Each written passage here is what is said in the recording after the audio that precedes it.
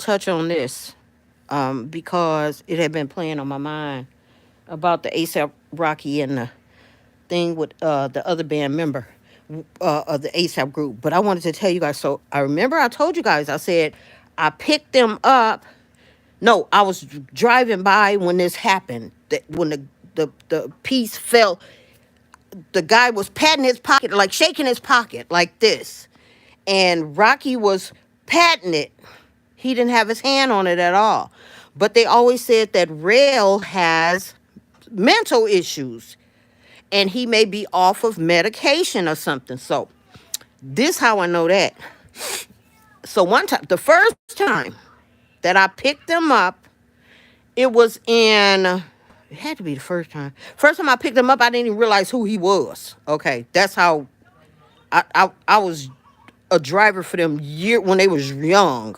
I must have been about 19 when I drove for them, and drove for Kim Kardashian and Chris Brown and all them. I would drive them. The man that my father was vice president of the company, he had the business at that time, and he would had to make sure that the kids got where they had to go safely. So he offered me. I was the girl that worked in the office, so I would go pick them up. But I want to tell you guys this. And I was like 19 then, so they was young. They didn't even drive then. But I want to tell you this. So I picked them up. Now, this is recently. This is like 4 or 5 years ago. Because I wasn't even suing for royalties or anything at the time.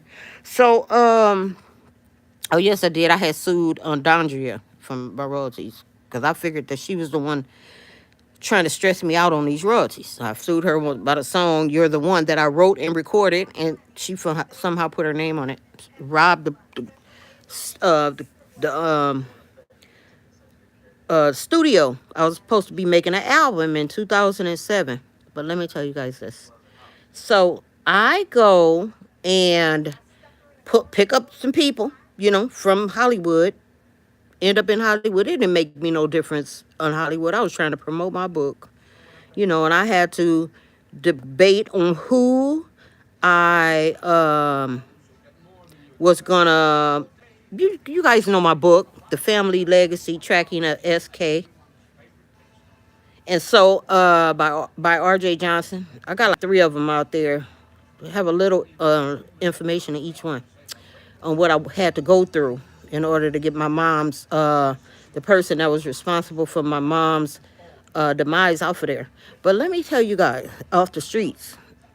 So let me tell you guys this. So I'm driving in Hollywood. I really didn't like going out there, but I had like 2 or 3 books out that I would have them like on my possession, And so what I did was I would give a couple of people when have a good conversation with a book, free book, and give them like an author's copy, and sign. Some of them ask you, "Oh, can you sign the book?" Hey there. And so I give them a book and sign a book and so have you. So what happened was, because I was just trying to get myself together. I wasn't trying to make any money off of this book. I just needed to put it to rest. So let me tell you what happened. I'm driving and I pick up some people. I see them. I assume that's them. So you know how Hollywood is. You flying one way, flying another way, and you don't know what side of the street the people are on and all this. So just so happened they were all Rocky, ASAP Rocky, ASAP, the other 2 ASAP group members.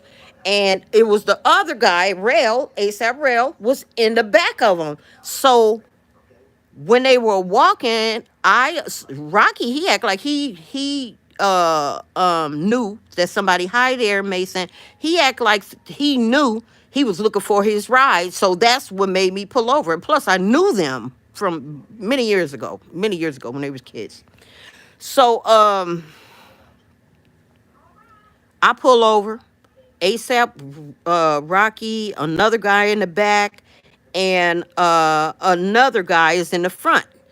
And they were all nice. I think they were Caucasian. There was a Caucasian guy in the front, Rocky, and another Caucasian guy in the back. And then he say, I I heard somebody say, Rocky. And I was like, what the fuck is that? I actually said it. I'm like, oh, excuse me. I didn't mean to say that. But I really did. Like, who is that? That was the dude that's suing him. He was off flipped out. I thought it was like a crazy fan or something, you know. And Rocky, he just looked, around, and his friends were like, don't you know what, don't even trip off of that. He be like that when he off his meds. That's just what they said. And I didn't know at the time that he was uh one of them. The way he was way back behind them, and they end up catching an Uber, or maybe Rocky called the Uber because he looked like he was the one looking for it, and the other two jumped in with him, and they did not put the other guy in the Uber with them, the guy. And so what's so weird is what was I getting ready to say? I got two things going on in my head. So he act like he was like deranged. Hi, Mason, I'm doing fine, and you? Thank you. Got a lot to do. I've been on vacation for the last 2 days and trying to fix up this house. But I wanted to tell you guys that he screamed like that. Rocky! Like he was like he was deranged or something in some kind of way. And I thought it might have been a fan that somebody had came out of wherever they had came out of and was trying to get uh uh uh had saw him. I didn't know, because I didn't know anybody even knew ASAP Rocky. I didn't even know who he had made any music or anything like that. I knew of him. I seen him, but I didn't know what his name was. And I just didn't know who he was. I think I might have seen him as in a movie when I was younger, but I don't even remember seeing movies with him in there. So I didn't know who they were. So when the man said Rocky real loud, I was like, who the heck is that? You know.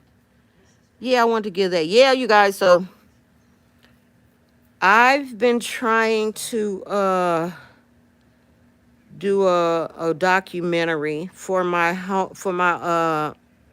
all the songs that I recorded, and just to get up to date with you guys on what the times that I wrote songs and what they meant to me when I wrote them. Because a lot of songs, people come to me and say, you want to write a song with me?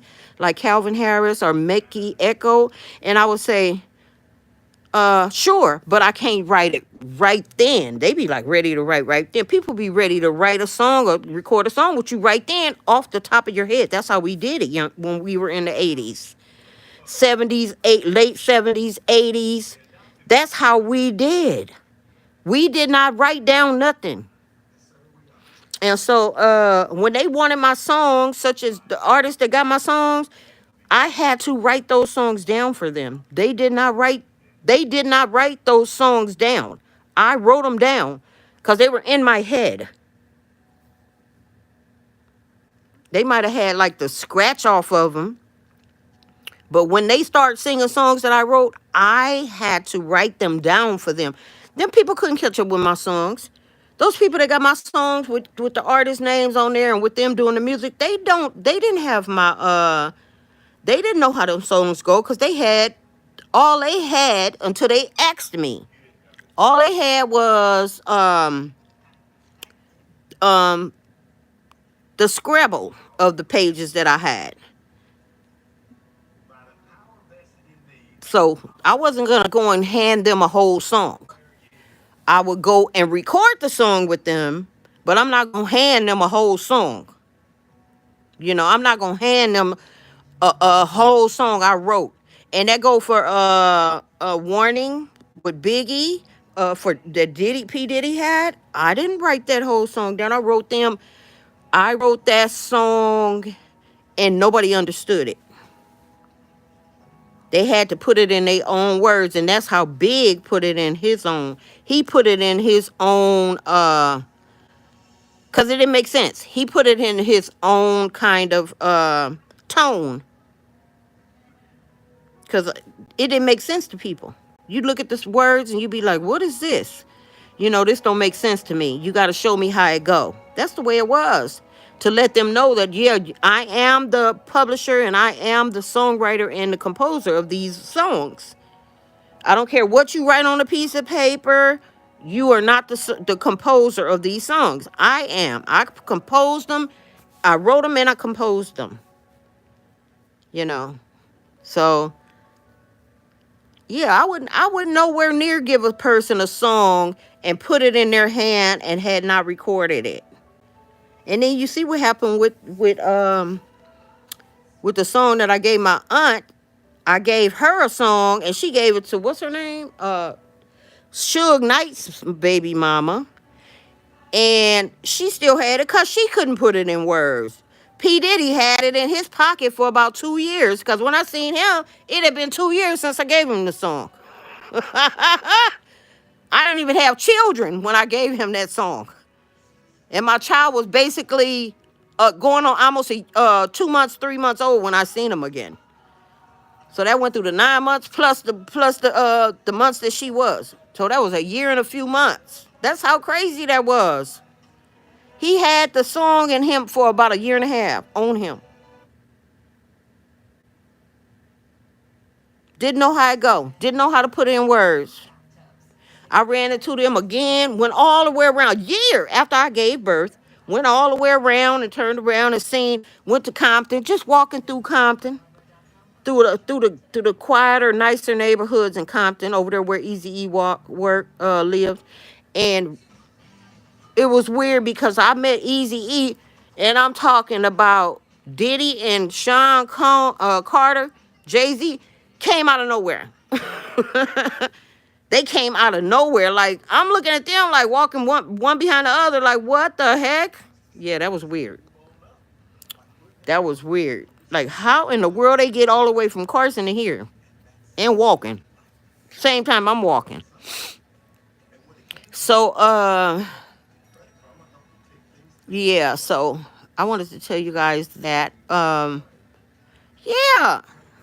that was a weird thing. They got A$AP Rocky on, Rakim Mayers on trial now. And that dude was like off his rocker, because you never know when a person might come up and try to hurt you or something. You know, he was looking, I mean, for him to see my Uber in the dark the way he seen it, he was looking like, I'm trying to get away from this guy. He was trying to get away from that man. Yes, he was. He was trying to get away from him. Ugh. Yeah, so what I'm gonna do, I'm gonna do a documentary and go through all the songs that I wrote and the meaning of them. I had already contacted the videographer. I think they called me back. I don't know. I've been so busy. But I see all the documentaries on all the artists, and I want you guys to know my art came from a little bit of everybody that was in my life that tried to help me to grow into the person that I am today. They my mom wasn't around but till I was 4, but I had brothers and sisters that really were really in my life. They really were instrumental in my life, in my upbringing.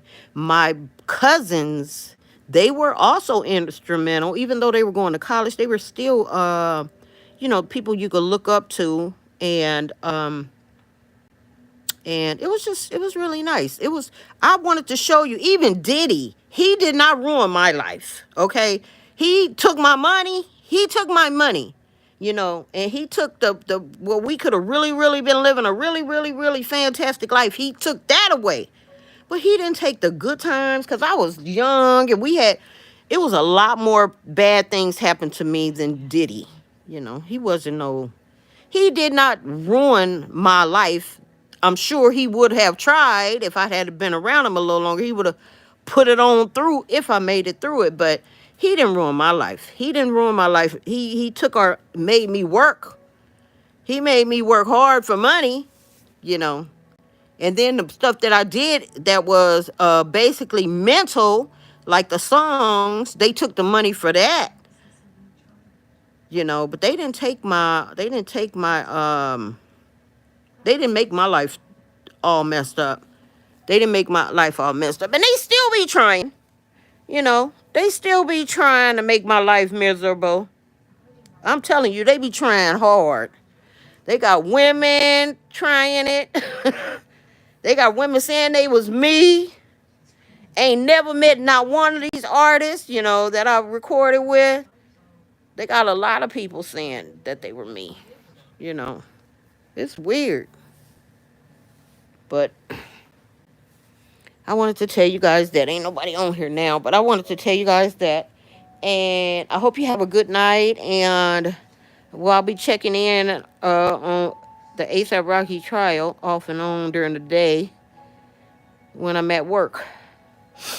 And I wish them luck. All right, thanks, y'all, for tuning in. Don't forget to subscribe, Mason.